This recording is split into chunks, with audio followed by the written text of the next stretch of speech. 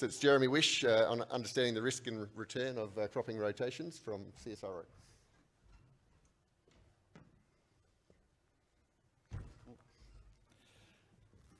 Thanks, Rick, and I'll do the best to keep my mouth in check.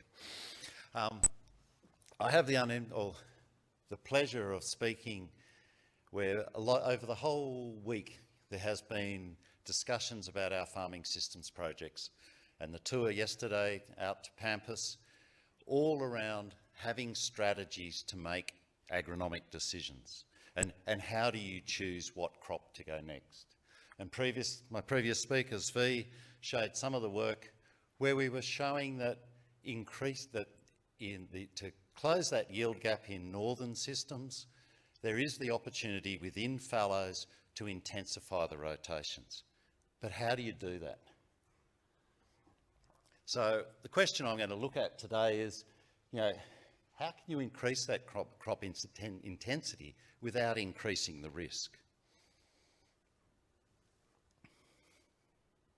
So just to bring those of you who are unfamiliar with our environment, here's a typical rotation that we would see in the north, starting in summer with a sorghum crop, having a long fallow to, say, a chickpea crop in winter, short fallow through to wheat, then another long fallow to bring you back to sorghum. So to increase the intensity of this and to take it from 3 crops in 4 years to 4 crops in 4 years, and still dealing with that double crop, we include a mung bean crop as a double crop. There.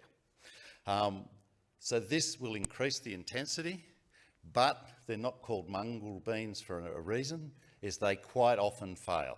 So giving them their best opportunity is the way, is coming into what rule can we use and what tactic can we use to ensure a profitable crop. So one alternative that we're looking at is, how do you do that as an opportunity? How do you get there, and what environmental signals can we use to help us make that decision so that we have a bit more successful crop and not overstress and reduce the risk? When we're focusing on individual crops, for many years we've used things called rainbow charts to help us make a decision as to how risky is it to plant a crop. So in this example, if a 1 tonne crop is what I'm targeting, and I only have 50 mils of water in the soil at sowing, I've only got a 40% chance of getting that yield. I'm a bit more conservative than that. I'd sooner like a 75 to 80% chance that I was going to get that yield. So I'd wait for another 50 mils. Unfortunately, in the north, that 50 mils could come tomorrow. It may not come for another 6 months. So how do we make that decision? Just building on that, a little bit of water is good. You think, well, a lot of water would be even better. Not always. It's a sort of diminishing returns. If we look at the 150 mils there for sorghum, we can get a 3 tonne yield. But if we wait for another 50 mils, we're only getting 400 kilos more on average. So these are the decisions and these are the tools that we're using to try and make these decisions and reduce risk. So we've done this for all of those 26 rotations that Sve's shown, but I'm only going to talk about the central one here, just for time. And so what I'm going to compare is a sorghum, chickpea, wheat, so 3 crops in 4 years, versus 4 crops in 4 years, where every crop is sown. Finally coming down to our opportunity crop, where we're only going to sow that mung bean crop, we're going to do it over 2 different things. We're going to have a conservative strategy where we'll sow it when we have 100 mils of water, or we'll sow it more aggressively when we have 60 mils of water. All other crops will be sown at 150 mils of water in the conservative strategy, or 100 mils in the aggressive strategy. So what did we see? I'm only going to focus on the aggressive strategy from now on, and you can see as a general gross margin, there really wasn't much difference between our opportunity crop and our high intensity crop. But there was a slightly lower intensity.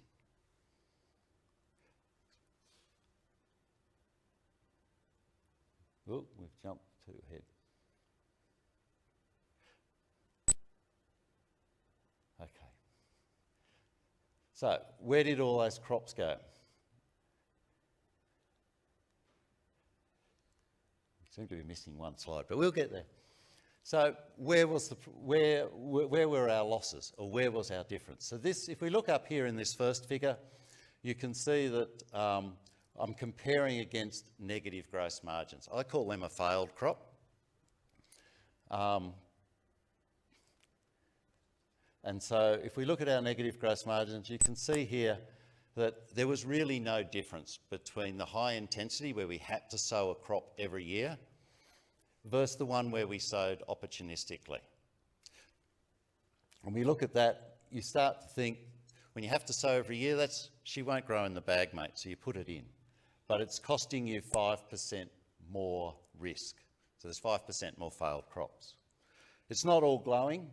If we move over here to where we were looking in the worst 20% of years, you start to see that there are times where you make a hard and fast rule and say we're not sowing, and eventually the season turns out well and you could have made money. But because you've had a hard and fast rule, you've missed that opportunity. So there are times where that happens. Thinking about environmental issues, especially in our low intensity treatment, more fallows, more drainage, more runoff. So more lost opportunity there.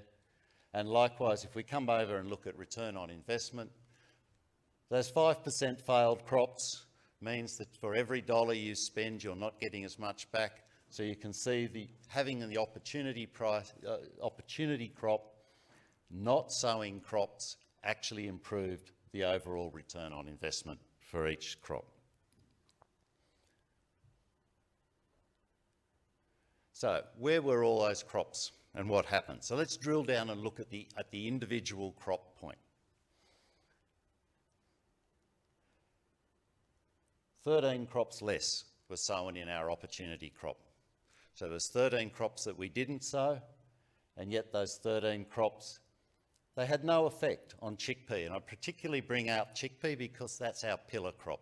That's our high investment, high return crop. No changes on yields there.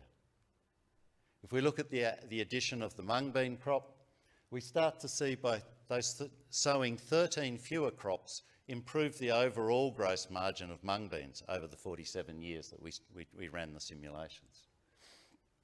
So not sowing a crop can actually improve your returns. It's interesting to note that there's only so much water in the system, and it's always a balancing act. So adding in those extra mung bean crops did pull some of the resources away from sorghum, but sowing crops that fail pull more resources away and take money. This was really interesting, looking at the wheat. It was initially really confusing to try and understand why the low intensity wheat had a lower yield, or a lower gross margin, sorry.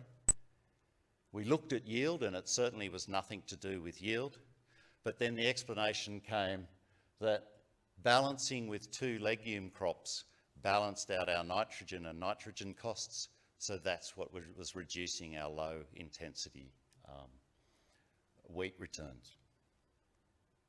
So, what does it all mean? Having good triggers help you make good decisions and help improve the overall profitability of the rotation.